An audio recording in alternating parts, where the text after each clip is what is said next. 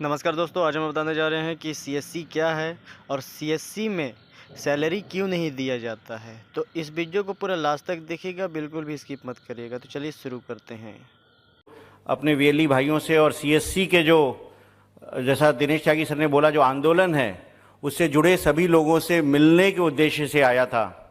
CSC से मेरा नाता काफ़ी लंबा है। सन 2009, आप में से बहुत लोगों को नहीं जानकारी होगी, बट त्यागी सर जानते हैं, 2009 से 2012 तक मैं सीएससी प्रोग्राम से जुड़ा हुआ था। और वह समय था जब हम सीएससी को एक सोच बताते थे, कॉन्सेप्ट बताते थे, और जो एंटरप्रेन्योरशिप का मॉडल डिजिटल इंक्लूजन के लिए इंक्लूड किया गया था, उसके लिए कई मंत्रालयों से कई जगहों पे हमारी लड़ाई होती थी। हम उसके लिए लड़ते थे कि सीएससी आज जिस स्वरूप में है वैसा बन सकता है। जब से डिजिटल इंडिया या नेशनल ई गवर्नेंस प्रोग्राम बना था भारत का, और जब तमाम डिजिटल प्रोग्राम्स की संरचना की गई थी, तब यह सोचा गया था कि डिजिटल इंक्लूजन इसका अहम हिस्सा होगा। तो चाहे जितने भी ऑनलाइन प्रोग्राम्स बन जाएं, बैंकिंग के कंप्यूटराइजेशन हो जाए, रेलवेज़ का हो जाए, या फिर पासपोर्ट, बर्थ सर्टिफिकेट्स, ई डिस्ट्रिक्ट, जितने मिशन मोड प्रोजेक्ट्स इंप्लीमेंट हो रहे थे, और या फिर इंफ्रास्ट्रक्चर बन रहा था कि इससे वाइड एरिया नेटवर्क या डेटा सेंटर्स या क्लाउड इतने इस्टेब्लिश हो जाएं।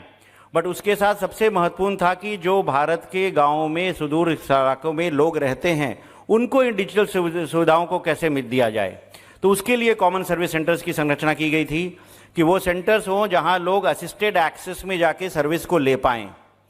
उसी सोच से शुरू हुआ था, और यह भी हुआ था कि विलेज लेवल एंटरप्रेन्योर होगा, जो निवेश होगा वो विलेज गांव पे जो रहने वाला एक युवक या युवती है वो इन्वेस्ट करेगी, वो सेंटर को चलाएंगी, और सरकार का बस यह काम रहेगा कि उस सेंटर को इनेबल कर दे सर्विसेज दे करके, और उससे जो रेवेन्यू निकलेगा उसी से उसकी आमदनी होगी, उसी से वो सफल हो पाएगा। तो उस समय मुझे याद है कि कुछ विभाग भारत सरकार के ये चाहते थे कि यह मॉडल नहीं सक्सेसफुल होगा, प्राइवेट व्यक्ति को सरकारी सेवा हम कैसे दे सकते हैं। और ये डिबेट होती थी कि क्या यह सेंटर सरकार खुद बनाए, खुद अपना कंप्यूटर खरीदे, खुद लोगों को रोजगार दे करके अपॉइंट करे। बट उस समय यह था कि अगर सरकारी सेंटर बनाए जाते तो हो सकता है वह उतने अच्छे तरीके से नहीं चल पाते जैसे आज चल रहे हैं, क्योंकि सरकारी सेंटर्स पे अगर वेतन मिलता रहता, सेंटर चले या न चले, तो फिर सेंटर बंद ही रहता प्रायः।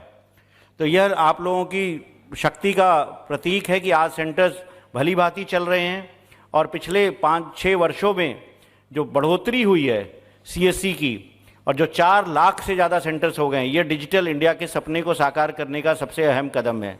पिछले दिनों हम लोगों ने कुछ और कदम उठाए, जैसे उमंग जो हमारा मोबाइल ऐप है, जिस पे 1290 से ज़्यादा सेवाएं उपलब्ध हैं और 20,000 बिल पेमेंट सेवाएं उपलब्ध हैं।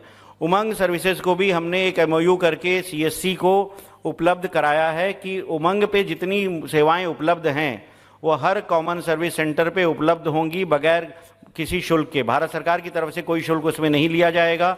जो सेवा सीएससी ऑफर करेगा उसके लिए उसके जो सर्विस चार्जेस हैं, उसके लिए जो प्रिंट आउट लेने के या किसी डेटा के चार्जेस हैं वो अलग होगा। बट भारत सरकार की तरफ से ये सेवाएं निःशुल्क सीएससी को उपलब्ध कराई गई हैं।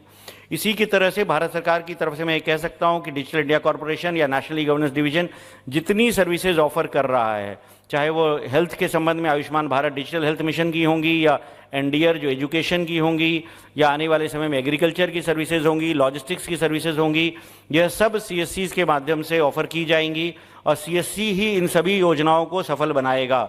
वरना सिर्फ हार्डवेयर लगाने और सॉफ्टवेयर लगाने से कोई डिजिटल सर्विस इनेबल नहीं होती है। जब तक उसको लास्ट माइल को पे जाकर के कोई गांव के व्यक्ति को सेवा न उपलब्ध कराए, तब तक वो सेवा सफल नहीं हो सकती है। तो सीएससी हमारे बहुत अहम पार्टनर्स हैं। मैं सभी सीएससी बंधुओं को, वीएलईज को और सीएससी से जुड़े सभी अधिकारियों को, कर्मचारियों को बधाई देता हूं, और उम्मीद करता हूं कि आज़ादी के अमृत महोत्सव पे आज जो हम कार्यक्रम कर रहे हैं, अगले 25 वर्षों में हम सीएससी को ऐसा कर देंगे कि भारत का हर व्यक्ति सीएससी की कोई ना कोई सेवा जरूर ले सका हो। तो बहुत बहुत धन्यवाद, बधाई, थैंक यू।